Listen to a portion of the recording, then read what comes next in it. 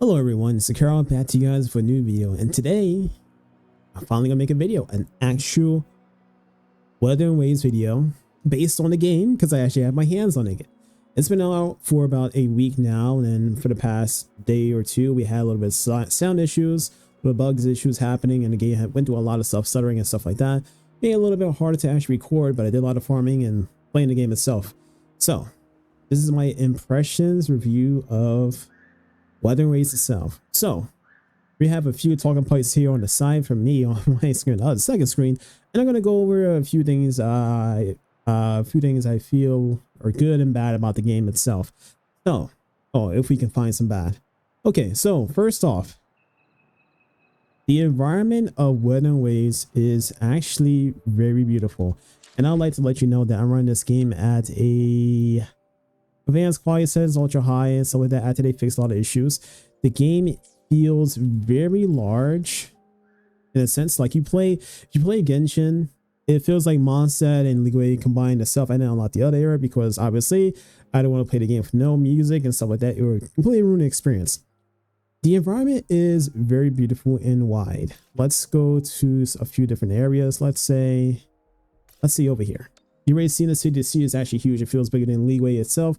Definitely bigger than Mondstadt. It feels like almost I'm running through Fontaine City itself, if you're familiar with that. It's very big. I was over there a second ago, and this is like the open world experience here. It is pretty beautiful. Astonishing, you want to say. It is very great. And so when you go to different locations throughout the map, you would feel like you're definitely in a different world itself. So let me give you an example here. This is a Sea of Flames itself. When you jump into this place, there is a hazard here because different environments has a hazard place itself. Just like if you played Genshin, you went to Inazuma, Pacific Island. If you swim in the water, you get like some electrical damage, and it used to be thunderstorms at different places. Here it's a Sea of Flames. I did like a little bit of exploring. Oh gosh, a little bit of exploring here itself.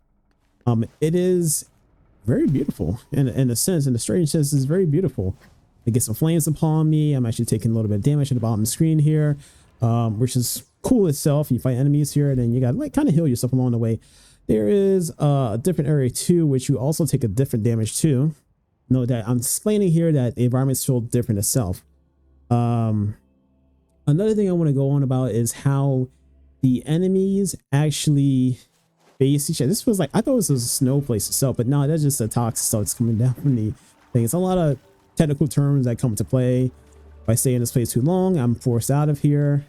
Let's go teleport back to the city itself. Let's go here.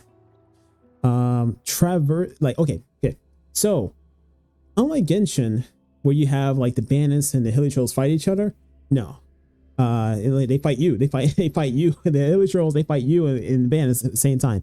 Whereas this game, wow. Wait, where am I? Holy, okay. Sorry. I kind of forgot where I was at. Okay. Okay. Hold up. Wow. Okay. Wow. That was impressive. Yeah. So like I said, about the area is very beautiful and wide and vibrant. They did a really astounding job here. The world feels like it's condensed with activity and stuff to do. Let's go back to the city. I don't want to get too far and have to avoid certain people. Okay, so traversing the area in this game is actually really wonderful. You have this grappling hook here for action jump. You can pretty much scale anything, parkour itself, almost anything, depending on what you do. You can also switch your team just casually going off it. Well, it's not falling off, but when you switch your team climbing slowly and running itself is really good, and it's good for mobility. When you're outside of combat, you don't take any stamina. It's just easy movement. Cameras are with you. You can go here. You can jump this way if you want. You can jump here, go over here, climb sideways, do it. It's very easy and it feels very fluid. It feels a little more natural. Now, when we talk about the combat itself, the combat, if you're familiar with Punishing Gray Raven or Honkai Impact 3rd, this will feel very similar to you. You'll feel right at home in this game. And why is that? because it's very similar. So if you play the Genshin, it's more like stiff combat itself. You worry about more like multi reactions and blah blah blah. So I can find something. I kind of been farming mobs all day on my own. But you see this friendly here is on patrol to go ahead and find some enemies itself, and they go ahead and start fighting each other. Let's just do this for example. All right, so I go drag this person here. We got friendlies here. They light bar appears up here. They actually do exceptional damage and just go ahead and shoot. And then they start fighting each other, which is actually pretty cool. So we also have things like intro outro skill. If you look at it here, we follow the mouse here, the cursor itself, and you see this bottom left here. That's my concentral thing. Like so, like if I get in a battle, my allies glow. They come with the skill. It's pretty cool. Boom, they have things. Hey, look, plunge attack is really cool. You do a bunch of stuff here. This is called the echo, and they come in to help out whenever you need to. So this, and this, and it feels really cool. Every character has this thing. They can do different things, different abilities. Every echo comes with their own specific ability. It could be healing, could be attacking, could be freezing, just like I showed it for example. So that is something that is really unique to the game and makes this game its own. This lady, she can do like a big special attack here, which is not her ult. It's think of like almost like a second ult for her, for the visible character. Some echo at any time, do this big ass kick, and it's really cool. She has a counter attack, she heals, she shields. Yeah, she is a parry character also. She has a multi-function, whereas the if you say traveler or the I forgot that hunk I Starrow's name, but yeah, really cool follow-up attacks, certain stuff right here. She freezes time into specific attacks. Really nice character. So the combat itself feels just right for me. It feels good. It's what I'm looking for in terms of difficulty. It's just really good. It should be good for any other casual player out there. It will take time definitely for them to get used to it itself. Now let's go ahead and talk about the echo system itself. Right here is the echo data bank, which is used to like level up. You get stamina out of this. Today I recently just finally got to 15. I'm just like, oh my god, I've been farming this game like offline. As you can see here, down in the data bank info, the base rate drops for the echoes itself. Pretty much echoes in this game is pretty much your equipment, your sets, your Honkai Star Rail and Genshin itself. Maybe also, you know, like okay, Impact Third. The rarity goes up higher, which means you're able to start farming the 4-star one, which is like higher grade. Definitely want to invest into the 5-star one because that's the best it's going to get. And then we hit 20, you get like 100% guaranteed drop of a enhanced form of it. So it's guaranteed 5-star itself. The echoes themselves allows for more creativity in what you want to do. You can also track them down just like how you have in Genshin itself. Come in different forms, the car, this, the monkey. They do different things, and it's really cool, and it changes up the gameplay that can feel maybe stagnated. So think of them as like having like an actual character in a team. If you stack these skills together, it will feel like it all together into one character. They will feel like an actual character. This game only has 3 characters. You play as a team itself. Now I'm going to talk about the stamina system, what they call the wave plate. If you want to figure out the timer here, you got to go ahead and hit the plus. You can decide if you're I'm running this game as a free to play, so I'm just saving up my stuff. I'm not really spending on anything. I feel like personally it is far too expensive to go ahead and farm for like let's see, where is it at? Looking for something like the farm here. Okay, so these are like the tacit fields. You get like get drops here. The drops is like the echoes itself, the materials, yada yada yada.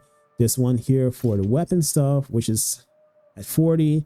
Tacit fuel is at 60. I wish they kind of lowered it down a little bit because it is pretty much equivalent to a world like weekly boss. This is a weekly boss here.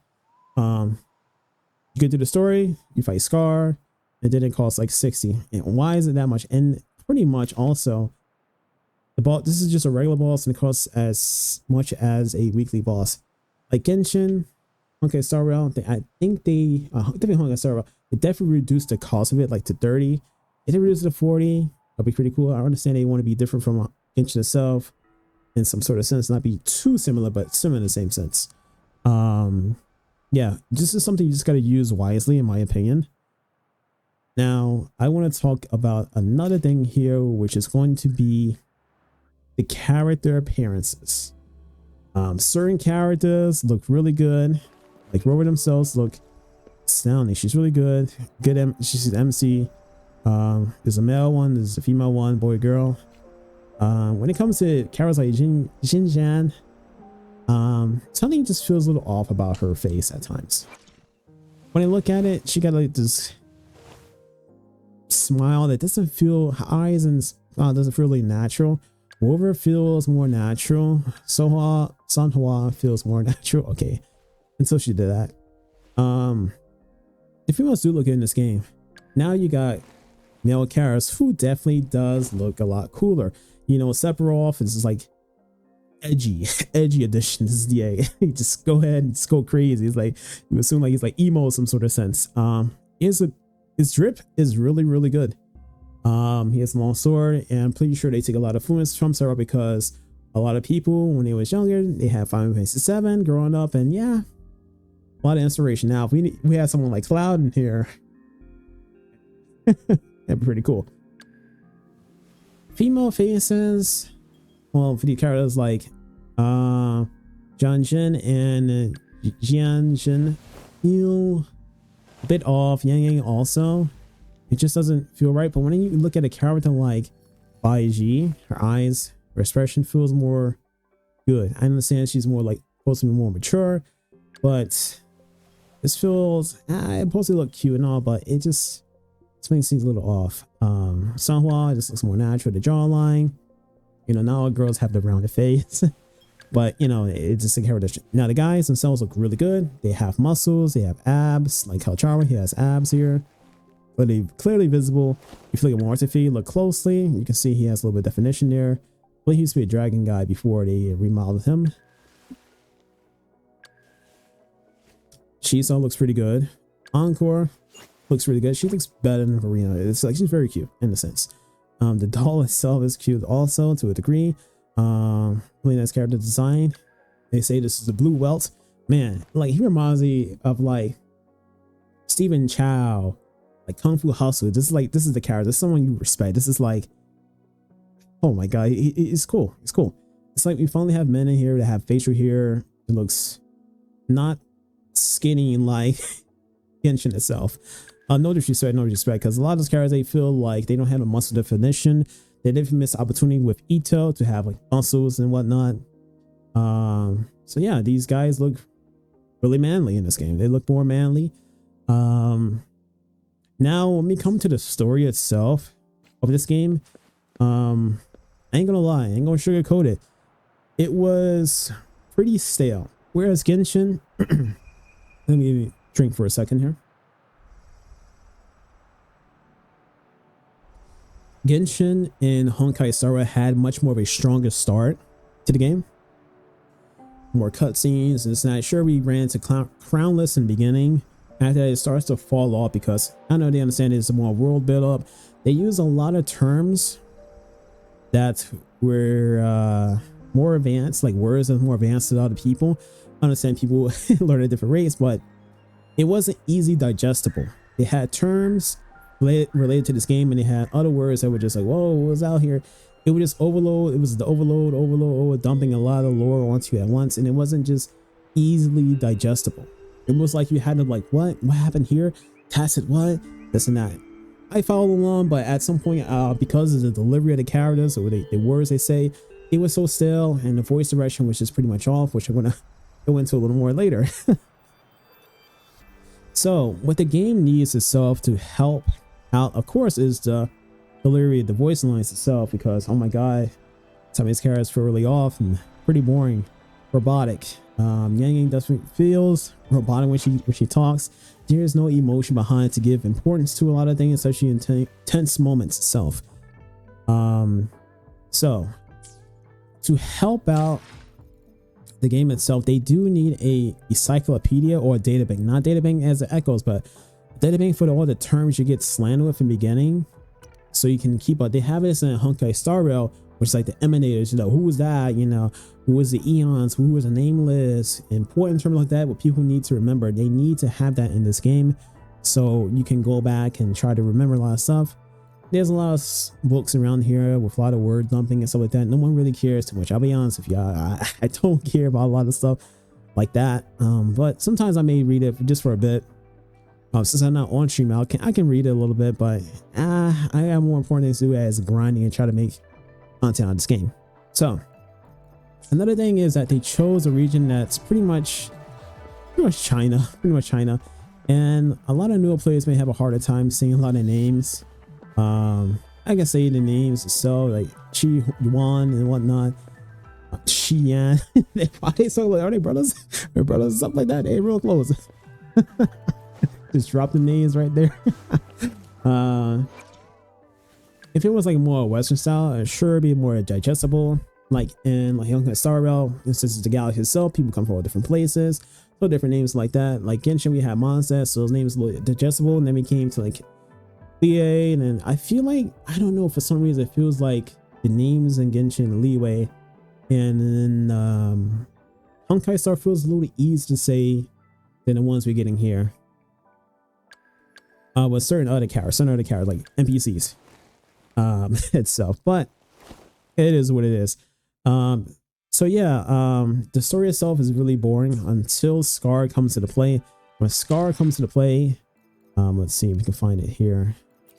Scar comes into play, the game feels interesting. Okay, now this Yeon cutscene was actually pretty cool, but the voice acting for this character really carried the story and made it lighten up. They went a different direction, and I was just like, oh, okay. The NPCs in this game do have more interesting emotions behind the voice direction of them, and I'm like, why they didn't do this with some of these characters like Yang Yang and Chixia. My main issue is more like Yang Yang itself, because she just sounds too calm.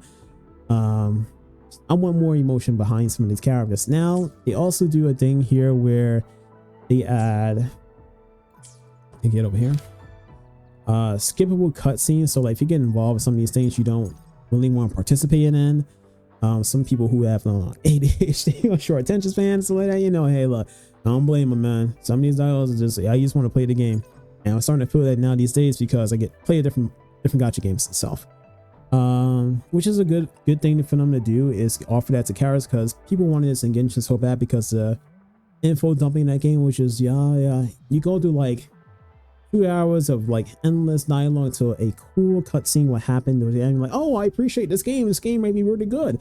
No, fuck that. Fuck that. Okay, so another point here I want to bring up is the store itself. A lot of new players coming to the game should definitely be looking to the store, not to use actual money unless you have that, you know, you want to spend on this game, but it's not really necessary. They have these free rewards when you hit union levels. Union levels is like your adventure rank, your trailblaze rank for, you know, Genshin and Honkai Star Rail itself. You get free rewards, free temples, free tuners for the echoes itself, for additional stats. This is where you get actual materials set. Over here, the structure of this is just like Genshin itself, so you'd be very familiar. Genshin and Honkai Star Rail, you'll be very familiar with this. They have this thing called the point shop. Think of like the Honkai Star Rail when you had like the pure fiction. When that dropped, they had like additional rewards in the store. You can purchase stuff. So if you do these harder content, you get these rewards right here. And this is the Echo skin, the shiny edition, I believe. So yeah, that is a good thing they have in here. It's the shiny system. I'm hearing that is on like a few in the game, and they are specifically at certain areas. So another thing here is I almost missed this. And we know in Honkai Star you have light cones you can buy, which is like the 5-star weapons. Right here you can buy the copies of the limited and non-limited characters. So if you get Jinyan, you say, oh my god, I have like probably 270. Instead of wishing, you can probably buy the character right here, buy his copies. Maybe they might have it at a higher price, I don't know, but I'm going to assume it's the same as Jin Yan and all the rest of these characters here. Of course, you can buy Yang Yang and Bai Chi. Those are your favorite characters. If you want to do so, go ahead, but I don't recommend it if you're just a free-to-play player. or in general, because you're gonna get more than as the longer you play the game itself. But if you really love the character, go ahead for it. You can go ahead and buy stuff here. Yeah, so that's pretty much that. All right, so the event itself, you get a free Sunhua here, log in for X amount of days.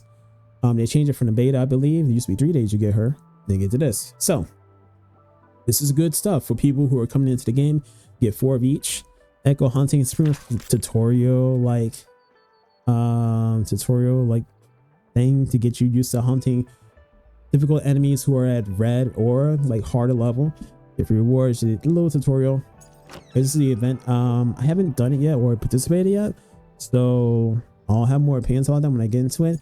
Now the Rumbling Hollows, I believe Tower Adversity is like the end game itself. I only did a part of it just to get this character. You already had him before, so you get rewards for that. This is pretty much the character trial here. This is its companion quest, and this is also the start of the journey, so you get rewards along the way on top of like getting like region rewards you have in like Honkai Star Rail, and then for Genshin itself. This is where you get your free 5-star at Union level 45. Get rewards along the way. You save wisely, you're good. All right, so also let me say this too: if you get a 5-star weapon that you already had a path towards, just switch to a different weapon itself. So there's milestones you need to complete in this game itself. You hit this similar system just like Genshin itself. Dailies, you get your rewards here, which is cool down here. This is right here. It's the weapon stuff, all the stuff you get with different materials, just like basic stuff. I feel like some of these things you do is cost a little too much. I think it might be like 60 or 40. I already briefly talked about it earlier. Just to get your echo stuff is the like more of the end games area. So let's talk about the battle pass next. Pretty much the same system as Genshin and Honkai Star Rail. Nothing really new here to me that pays eye, but they did follow the Honkai Star Rail route and give you extra stuff. Took inspiration from that. Pretty much same basic thing. Do your stuff, get rewards, crit rate weapons or attack weapons here. They exist. Now for the puzzles and mini games in this game, I will say they are moderate difficulty. So difficulty like medium, some can be a little challenging for different people. I would say like the bird one, you gotta fly around. I feel like when you try to collect the gems itself at a fast level, you don't get it. So if you go slower, you might actually hit it, which is a little issue. I feel like it's a little bug there. The parkour in this game for the trial stuff like that is cool. Also gives you I don't know, just gives you a moment of relief here. And this is, this is really cool. I ain't gonna lie. Oh my god, he took the inspiration from the summer. So yeah, I think with all that said, I think I went pretty much over everything itself. The world itself is really amazing. A lot of quests here. If you go near certain places, they will hint to you that there is a quest nearby. Yeah. You do get little gadgets in this game. Forgot about that. You get gadgets like something called like the loot marker, mapper, whatever it is, and it lets you know where the nearest treasure is at. And you go ahead and do it. You don't gotta wait like Genshin to a specific level to go ahead and do it. Just think in Honkai Star Rail terms, think of like you have a Numbi, a Topaz and Numbi just going around just collecting stuff for free. So you go ahead and get it. Boom. Nice. In conclusion to this, I will say Wuthering Waves is looking to be very successful. Even though it had a lot of bugs in the beginning, they are doing a lot of hot fixes like for the past day or two. A day and a half, let's say a day and a half. We had the sound bug, and so I'm kind of finally recording now because that got fixed like a few hours ago. They are really polishing up this game, and I hear that because it's running on Unreal Engine is the reason why it's different and it's not adjustable to like mobile games yet. Whereas the Genshin itself, and I guess Honkai Star Rail, they run on Unity. Yeah. So other than that, I think. Oh wait, I forgot something else. Okay, there was an event here, or at least you get like a free the Conv event, novice event, beginning like Honkai Star Rail, where you get like a free 5-star. Genshin, they only had a free Noel. It's a 4-star at like 20 wishes. They gave us 2 here. One for the convene novice, that's the novice convene.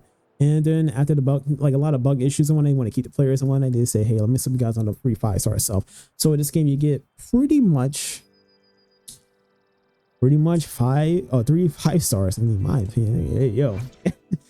Genshin, Hikaro, his name used to be Kakarot. And then you got Encore. A lot of people might even choose Marina because they want the attack buff, like easier gameplay. Every character does feel uniquely different to the playstyle because some of them come with different abilities that will definitely boost out things. So it's important you actually got to read in this game. So base attack damage deepen. So next character or other characters and in my party as a co-op activates outro skill. Gains 38 basic attack damage deepen for 14. I don't know why they named this. Just say bonus attack damage. Oh, basic attack damage. For 14 seconds until they are switched off the field. So that's important. She stops time for like 3 seconds. Liberation damage is pretty much your alt in this game. I don't know why they call this different abilities itself. It's just the characters have like hybrid, something healing and damage bonus increase, heavy attack bonus damage because this game has light attack and heavy attacks. Future damage, reverberation, strength reverberation is pretty much the toughness bar. So certain mobs in this game, like the elite mobs, they will have pretty much a toughness bar above them, and if you are able to break that, you're able to like, okay, my finger there, you're able to like stun them and reduce the bar itself until they're immobile. So let me show you here real quick.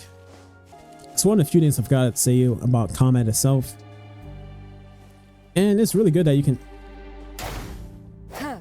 Okay, I thought my sound was bugging. All right.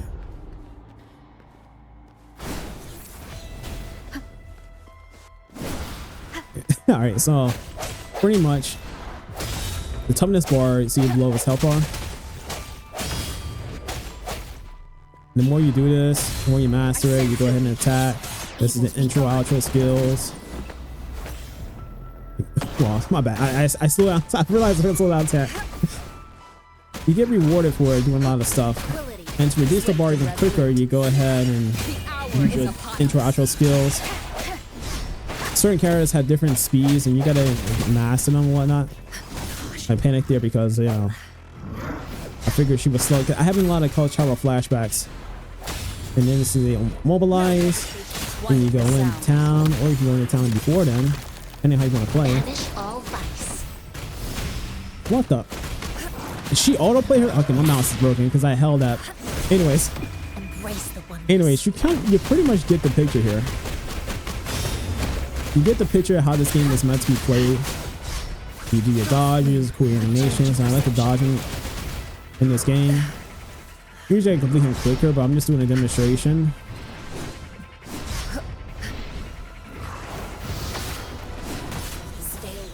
Just doing a demonstration for you guys. Anyways, you guys pretty much get it. You get the picture. Maybe I will be uploading some videos. Maybe I should find some harder mobs. So this game is very impressive. And I do like it. I feel like everyone out there should probably give this game a shot if you haven't done so by now.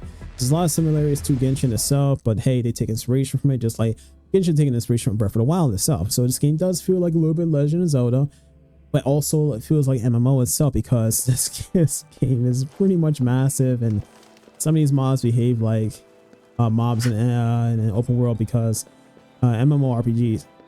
Because if they reach out to a certain area, they run back and they go ahead and get full health, and they yeah.